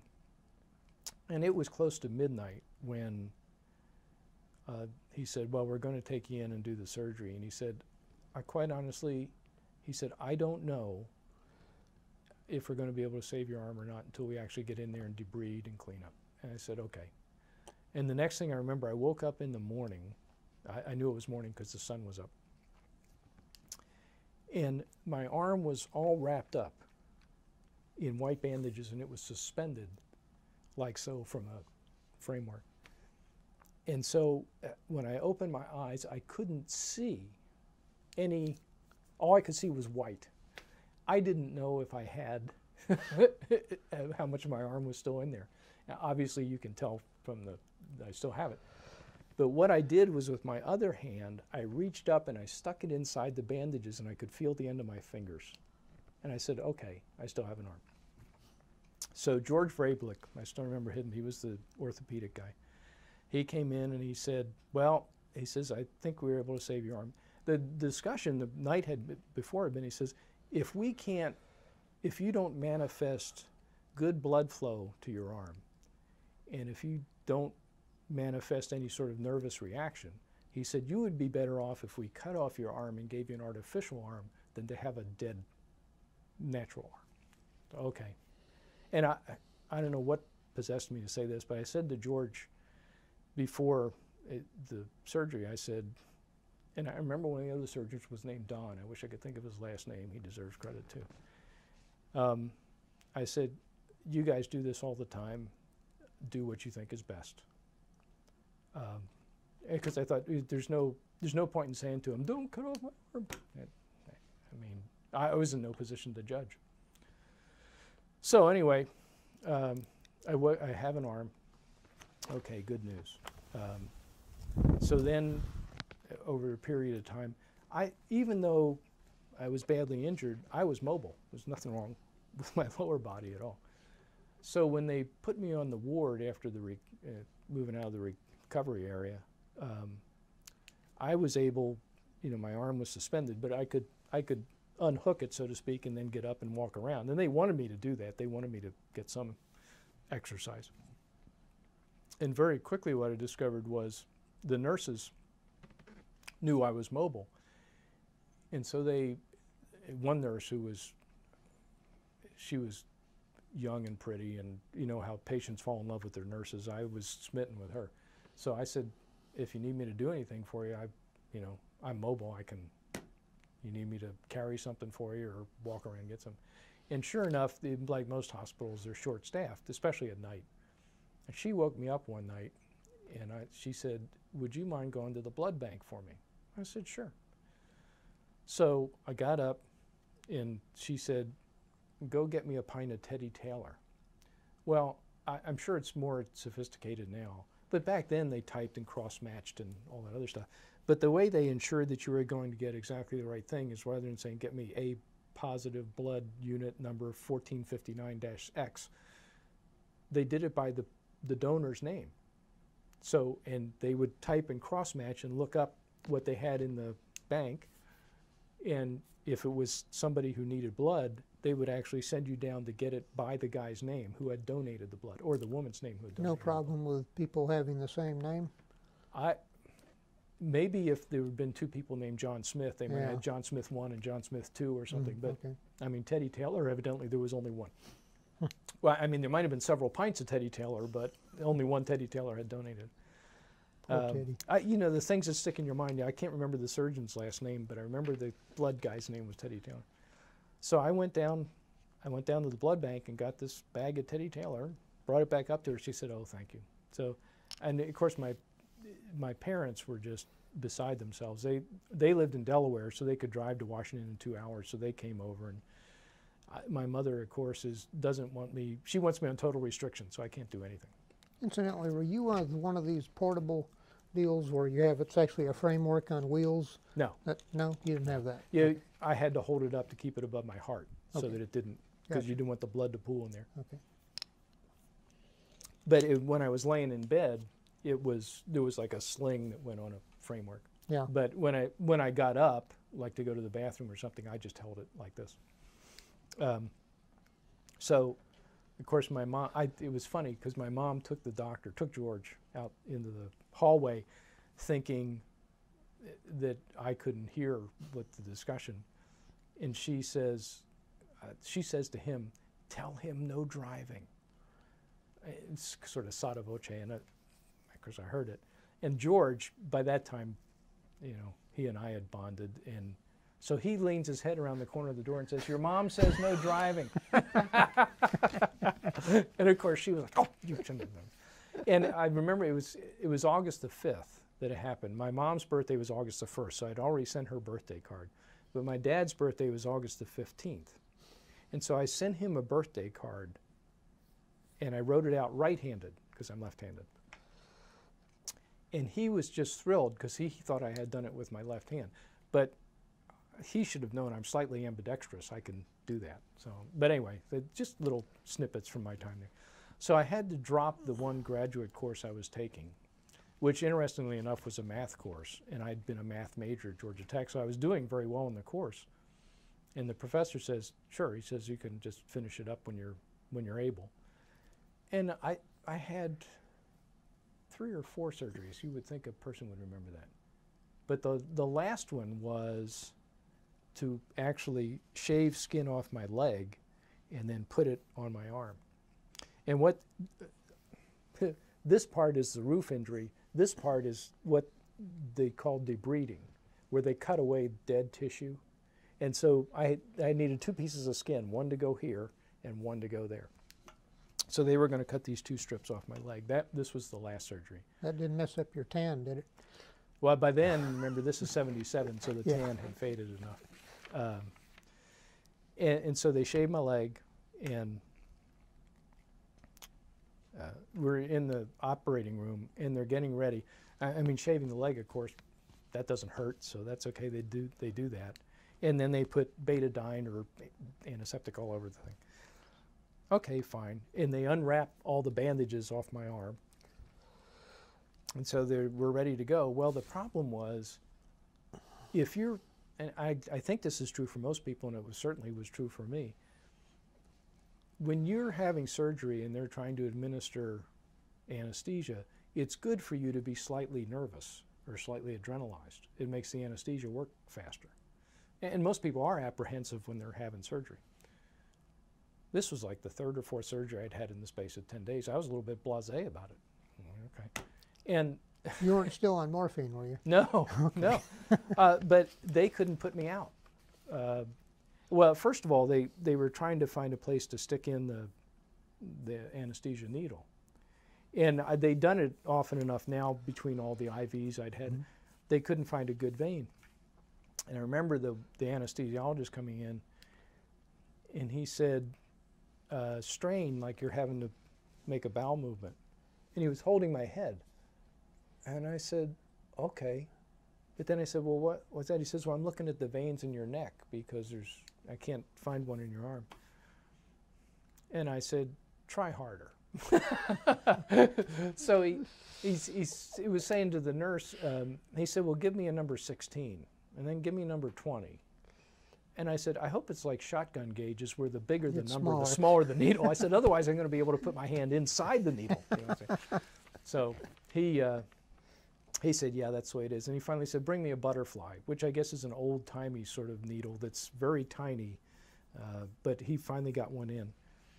And was administering the anesthesia, but I was not reacting. And so then in combination with that, they were actually going to give me gas too. So I had a mask as well as the drip. And he says, count backwards from 100. Well, I got into the 80s, and he said, stop. And he said, because, I mean, if you get below 95 or 94, it isn't working. I was like at 83. And he said, no.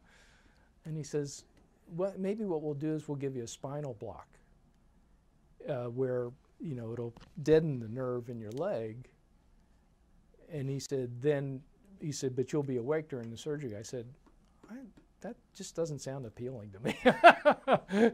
So finally, I could feel it started taking effect. And I told him, I said, oh, I can feel it. I could feel myself sort of going under. And I said, here it comes. I remember saying, here it comes. And the last thing I remember hearing was all them laughing, because I'd gone through this sort of whole kabuki dance to get anesthetized. And so I woke up the next morning, and I had skin on my arm. And I wanted to get back to work in the worst way.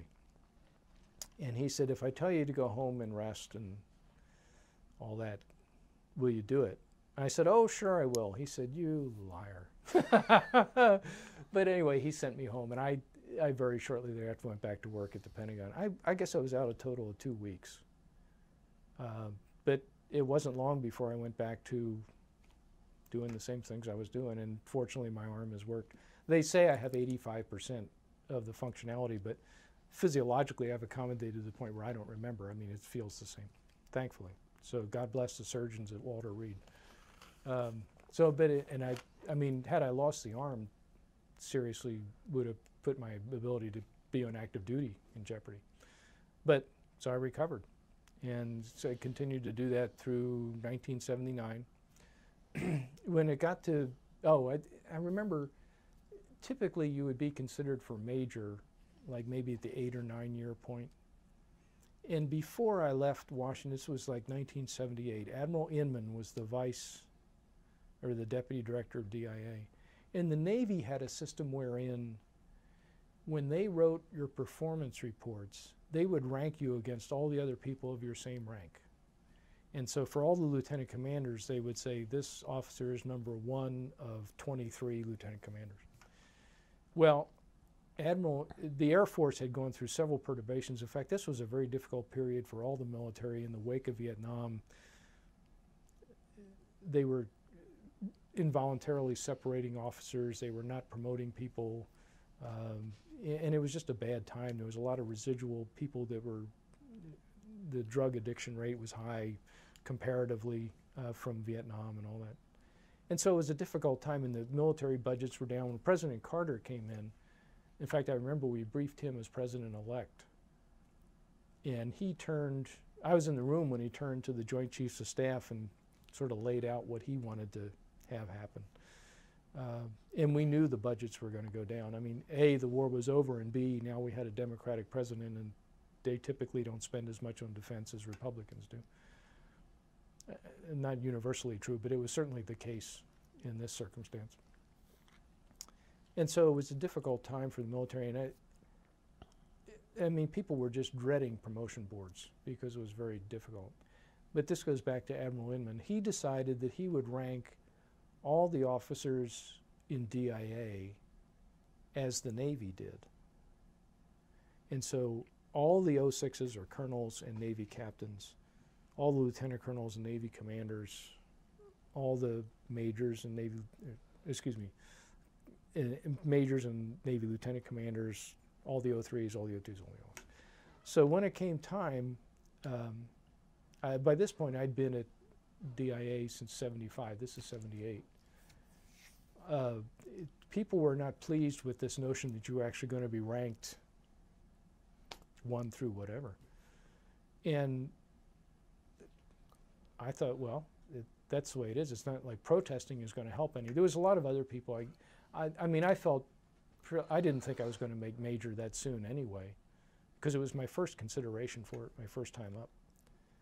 And but a lot of other people were really sweating whether they'd even be allowed to stay in the service if they didn't get promoted. But for whatever reason, it was time for the 03s, and I was a captain in 03. And Admiral Inman, Mr. Hughes, yeah, I mean, it was impressive to have a GS-18 as your primary rater anyway. But then, you know, where does it go from him in terms of first endorsement and second endorsement? Well, there's nobody between Mr. Hughes in the top except for Admiral Inman, Vice Admiral Inman. So you get to see your performance report when it's done and all signed. And so when it finally came back, I still remember this. The Admiral had a stamp, or his assistant did, that said, "This officer is number blank of blank in this grade." And I remember seeing his endorsement and then the little stamp, and it said, "This officer is number 1 of 58 in this grade." And I thought, God bless you, Mr. Hughes and Admiral Inman. And so sure enough, I was promoted to major 2 years ahead of time, or selected for promotion. Well, in the interim, it was time for me to be reassigned. And when I talked to the assignments officer, he said, well, you know, you've been in joint service operations. You should get back to the Air Force. I said, okay. So he said, how about Tactical Air Command? I said, fine. And Tactical Air Command was down at Langley Air Force Base, Virginia. So in the summer of '79, I go to Langley Air Force Base, Virginia, after 4 years at DIA, which had done me a lot of good career-wise and given me a lot of exposure to people and a lot of knowledge and a lot of good experiences. I get to Langley Air Force Base, and shortly after I got there, ironically enough, I didn't know many people at Tactical Air Command. But the guy who was head of operational intelligence was Sam Herman. So I walk in, and he's now a lieutenant, or he's now a colonel. Sam Herman was the same guy that ran the ground intelligence briefers in Vietnam when I was there. So the only guy I know is the guy that's going to have a large influence on how I get rated because he's in my chain of command. And this is the same guy for whom I had bought cigarettes in Vietnam. I don't smoke, but Sam did, and he smoked Camels. And in Vietnam, everybody gets a ration card, and so I was entitled to buy cigarettes, but I never used it. But the way cigarettes used to arrive at the base exchange or the post exchange in Vietnam, there was no certainty or continuity to it. They might get in a shipment of 1,000 cartons of Winston's, but then they wouldn't get them again for 3 months. And so Sam, wanting to smoke Camels, he couldn't get them. But since anything that came in by R.J. Reynolds, since Camels was made by R.J. Reynolds, he would get Newports or Salems and he would cut off the filters, figuring that's the same as a Camel, because Camel was an unfiltered cigarette. So sure enough, when Winston's came in, they were the closest to Camels that weren't Camels. And if Camels came in, oh my gosh, you know, that was, And he would come running to me, this is in Vietnam now, and he'd say, can you go over and buy your monthly allotment of these? I said, sure. I mean, I knew he wasn't going to sell them on the black market. He wanted to smoke them for himself, so I said, sure. So when I got to Tactical Air Command, Sam Herman was there. And then my sponsor there was a guy I had never met before, another captain named Scott Rarig, and Scott and I are still good friends to this day. And so I get ensconced at Tactical Air Command. Well, I'm going to be the briefer again, as this is the kind of thing I do. But now we're going to focus on air threats. In other words, what did the Soviets have that might engage our aircraft on the plains of Central Europe or over the plains of Central Europe? So there was a lot more focus on Soviet tactical aviation, which was not my bailiwick, but I started to learn that. But then the General Creech, who was the commander of Tactical Air Command, he wanted to know about world events too, like what was going on in Central America, what was going on in the Middle East, what was going on, other places. So I had some knowledge in that regard, and then I learned a lot more about Soviet tactical aviation. But just to go back to Scott Rarig, he had two girls who were, at that point they were 2 and 4 years old. And blessed Scott and Myra, his wife, they would have me over for meals and that kind of thing. And the first Christmas I was there in 1979, I felt bad for Scott because he was in a house full of women. I mean, he had a wife, he had 2 little girls. They were just delightful people. But for Christmas, I thought, they're going to get baby dolls and Barbies and all that stuff, Pink Pony, whatever. And I thought, what they really need is a Thunderbird road race set. Because I figured Scott and I could play with that, Well, so for the girls, I got them a Thunderbird road race set for the first Christmas I was there. Sure enough, they loved it. And they didn't play with the Pink Pony from Grandma, and they didn't play with the Barbie doll. And Myra was like fuming. I was like, hey, this is the new age of feminism. Girls don't have to play only with dolls. They want to play with the Thunderbird road race set. Just another little story. So anyway, I got ensconced at TAC, and I don't want to say I wasn't a good fit, but it was just different. I mean, I was still in contact with a general and a lieutenant general and a major general in the morning briefings. But I found the Air Force, as I think I might have found any single service, to be a little bit narrow. And I was very resistant to the idea that, if the Navy builds a new fighter, we should have a new fighter. No. We should have a new fighter if the Russians have a new fighter, or if their air defenses get better. But we shouldn't be competing with the Marines and the Army and the Navy budget-wise or program-wise. But that was a little bit more of the mindset. I don't want to say that was the overriding factor in everything, but that was a little bit more of the mindset. Interestingly, too, CNN came along about the time I got to Tactical Air Command. And the idea that we would have a 24-hour news feed was very appealing. And so in the Intelligence Operations Center, Intelligence Watch, they had CNN put in. Because this was the way, remember, CNN, a large part came up about the hostage crisis in Iran. And sure enough, too, the Soviets invaded Afghanistan in the December of 1979. So now we have the hostage crisis going on, and we have the Soviets invading Afghanistan, and we were getting the classified reports, like we normally did anyway, from an embassy here or there, or satellite photos or intercepted communication. But now we could also see what was going on in the news, which was helpful, because a lot of times when you worked in the intelligence vault, other people in some of their place might be able to listen to the radio or watch TV. Well, we couldn't do that, because inside the vault you didn't want to have electromagnetic emanations. So sure enough, that was sort of a godsend to have CNN, because then we were at least knew as much as the general knew from watching CNN in his office. We had that. And then I was selected for promotion shortly after I got to Tactical Air Command. The board had already met, but I wasn't notified until that fall.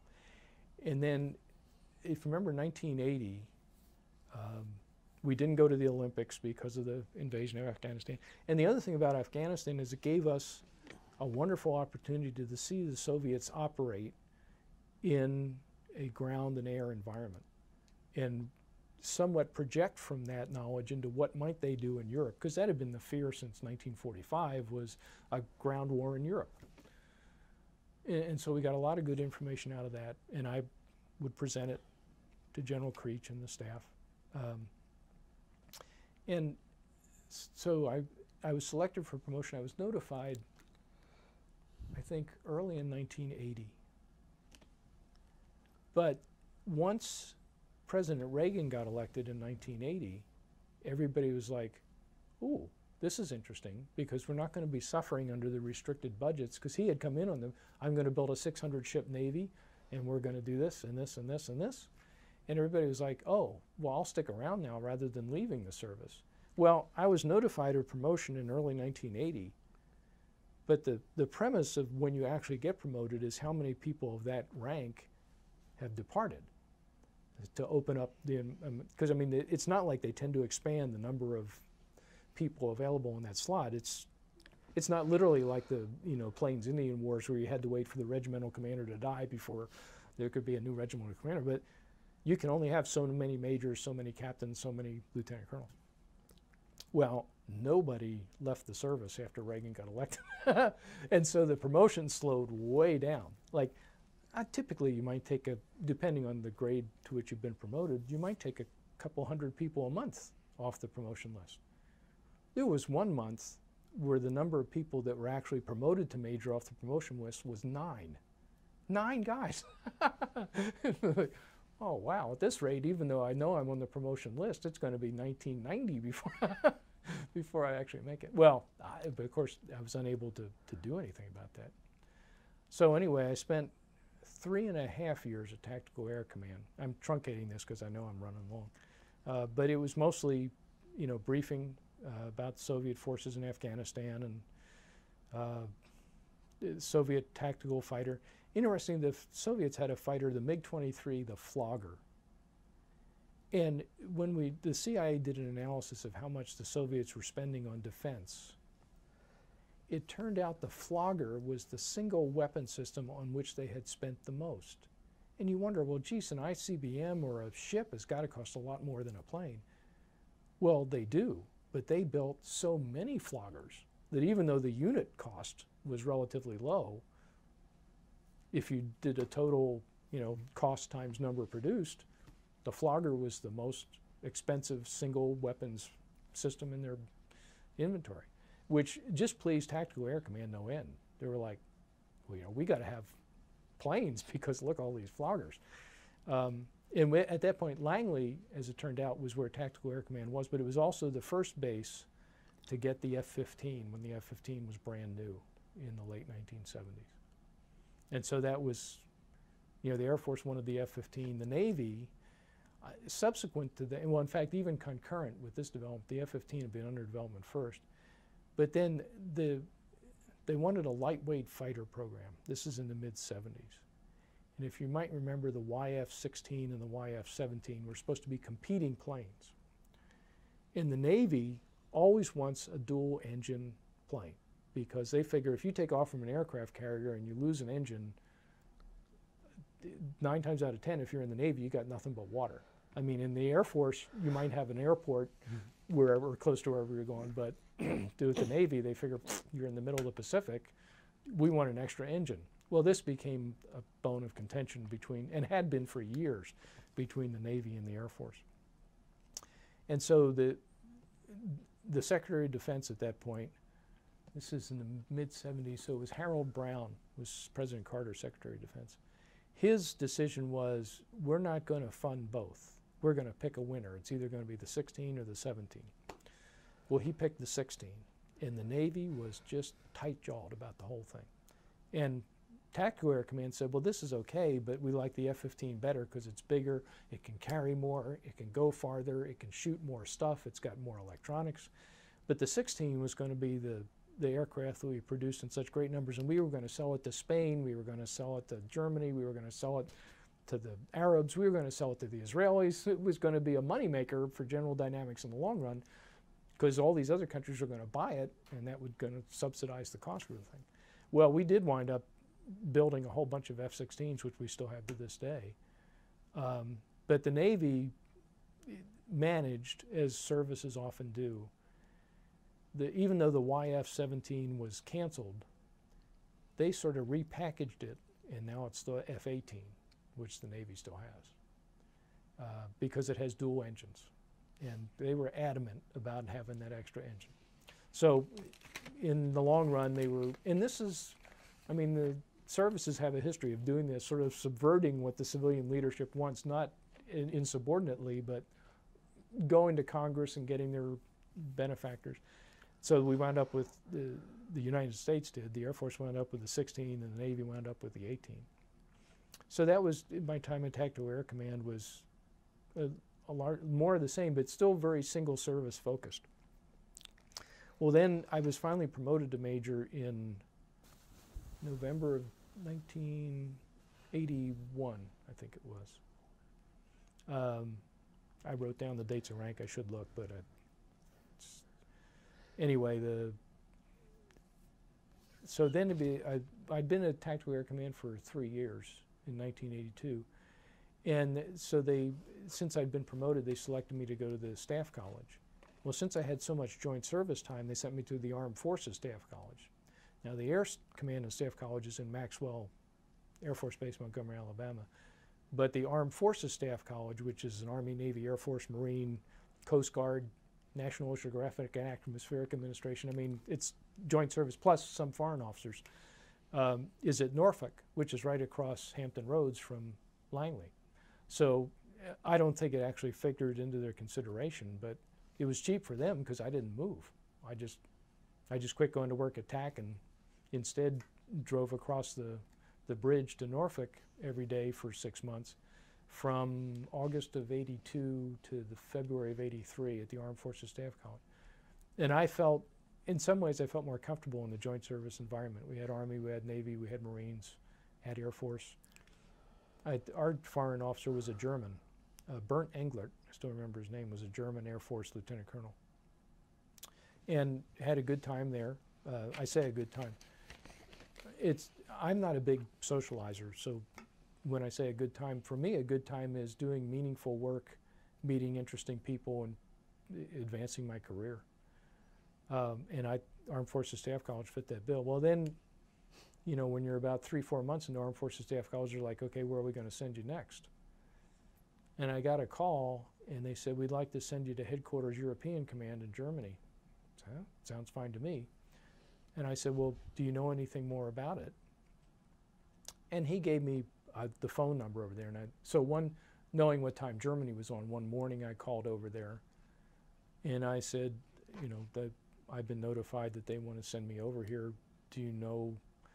I mean, I was talking to the J2 exec. I said, do you know where in J2 they want to send me? And he said, oh, I know exactly where they want to send me.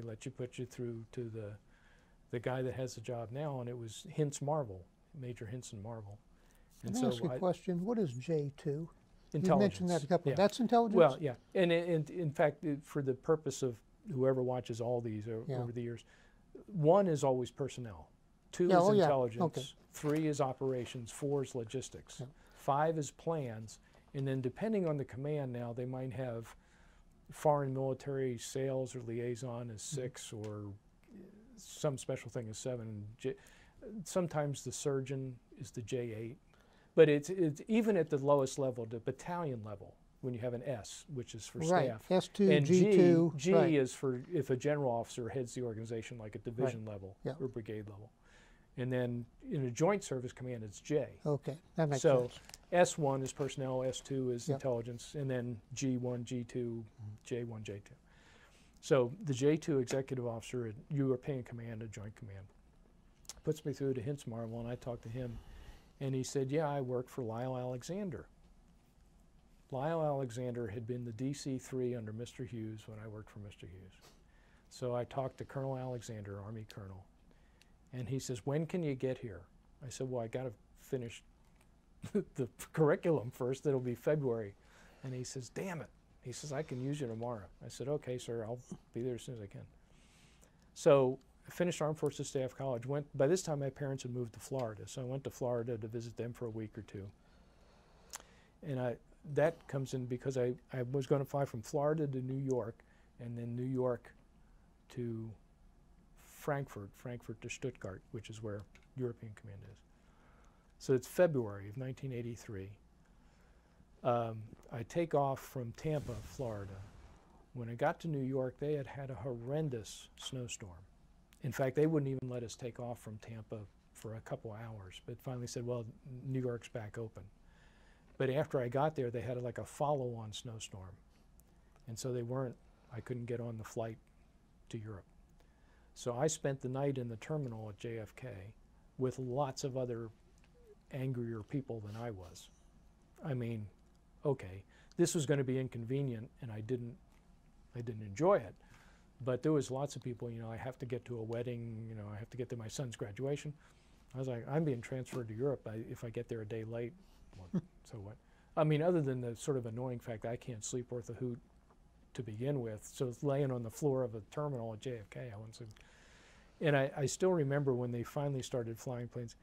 It was Pan Am. Pan Am still existed at the time. It was a Pan Am 747. And the terminal agent, and I mean, bless these guys, a lot of the men and women that worked for the airlines had been stuck at the airport as well because the relief couldn't get in and they couldn't get home. And I remember the guy, instead of getting on the microphone and standing behind the lectern or the podium, he actually got up on the podium and stood on the podium because it was just like a sea of people in front of him. And he says, I'm going to get all you people out tonight. And everybody's like, yay. And as he started explaining what he was going to do, somebody said, well, and it was along the lines of, well, what about me? And he said, did you hear what I said? I'm going to get you out. So shut up and listen. Well, this is, I'm sure this is not in the terminal agent's, you know, politeness book. But like, okay, well, here's a guy that's doing something. All right, so that's fine. So finally I got on a plane to Germany, and flying east for me is always more difficult anyway, to try and change time zones and accommodate and all that stuff. And I got to Germany. I remember it being dark. I think it was like 3 or 4 in the morning. And my sponsor was there, Niles Pierce, Lieutenant Colonel, Army Lieutenant Colonel Niles Pierce. I was a major by this time. So Niles Pierce is there to meet me at Stuttgart Airport. Well, rather than going New York to Frankfurt to Stuttgart, I had gone New York to London to Stuttgart. And so when I get to Stuttgart, no luggage. So all I have is what I have in the carry-on and on my back. So Niles said, well, you know, if it shows up, fine. If it doesn't show up, there's no point in sitting away. I said, okay. So thankfully, Niles and I were about the same size. So he says, yeah, come stay at my house tonight, or my quarters at Kurmerker Kaserne, as it had been called by the Germans during World War II, and was now Patch Barracks, named after General Patch in Stuttgart, Germany. Stuttgart-Vaihingen, as they say, because it's a sort of a suburb of Stuttgart. So Niles takes me to his quarters, introduces me to his wife and kids, says, you know, let's see what fits, gives me a couple pair of pants and a couple of, well, I had only one uniform, that was it, which I had worn to go over there. So essentially the first day I did nothing but sort of sleep and eat and try and get adjusted. And God bless America, the bag showed up that afternoon. And so they put me in the bachelor officer's quarters, and I went and moved in there. Or I was at the visiting officer's quarters because I was going to find my own place. They didn't have a BOQ that I remember. So, well, I've gotten to Germany. Let's stop for a second. Just need on camera. So now I'm at Stuttgart, Germany. I had been to Germany, or to Europe, TDY, a couple times with Mr. Hughes, but I had never lived in Germany. Ironically enough, well, not ironically, coincidentally enough, my name is Crawford, which is Scottish, and my Scottish ancestor was named Crawford, but everybody gets 4 grandparents. 3 of the 4 are Germans, but Crawford is the Scot, so I have the Crawford name. So my family, my grandmother, both my grandmothers knew a little bit of German, even though they had been born in the United States. Their ancestors, they had heard German when they were girls in the 1880s and 1890s. So I had taken German in high school and in college. I didn't feel very comfortable with it. I hadn't used it in a long time, but nonetheless, I thought, this is okay. But one of the first things I did, well, I went and found Colonel Alexander, processed in, that kind of thing, Patch Barracks. I had to find a place to live. So I went, and typically the people that lived around an Army or an Air Force or any military installation would put, this is pre-internet days, remember, they'd put like 3x5 cards or little flyers on bulletin boards about places to live. I found mine because a woman who would be an Air Force major who was about to leave UCOM for another assignment had a place, and it was literally within rock throwing distance of the front gate of Patch Barracks. I mean, literally. It was right out the gate, and you turned right and went about 50 yards, and there was this house with these apartments in it. And she said, well, if it's okay with the landlord, you can move into my spot, and then you don't even have to get an equipment furniture issue from the Army. Well, I said, cool. I mean, got a bed, got a desk, got a chest of drawers, you know, has a washer dryer, the whole bit. So sure enough, that's what I did, is I rented the same place, and I was suitable to the landlord. And so I was now ensconced in Germany. One brief thing before I launch onto the German experience. The landlord had a dog, a giant black schnauzer named Axel. And Axel, he became my buddy because I wound up living in that place for almost 4 years. But Axel, he would forget. He had short-term memory deficit. And every day when I walked back, I would open the pedestrian gate to walk down the sidewalk to get to the entrance. And if Axel was in the yard, he would raise holy heck, as if I was some sort of intruder. And I mean, the first couple of times I could understand it, but about 6 months in, I was like, what's the deal? And the landlord told me, he said, you know, if I come home wearing a different coat, he said, the dog barks at me too. I said, okay, it's not just me. But Axel got to be my buddy because I had a balcony. I was like on the 1.5 floor. And Axel, when he was in the yard, could actually go around the whole building. And I used to throw him treats off the balcony, so Axel got to be my friend. But anyway, I'll give you the whole get-go on Germany the next time.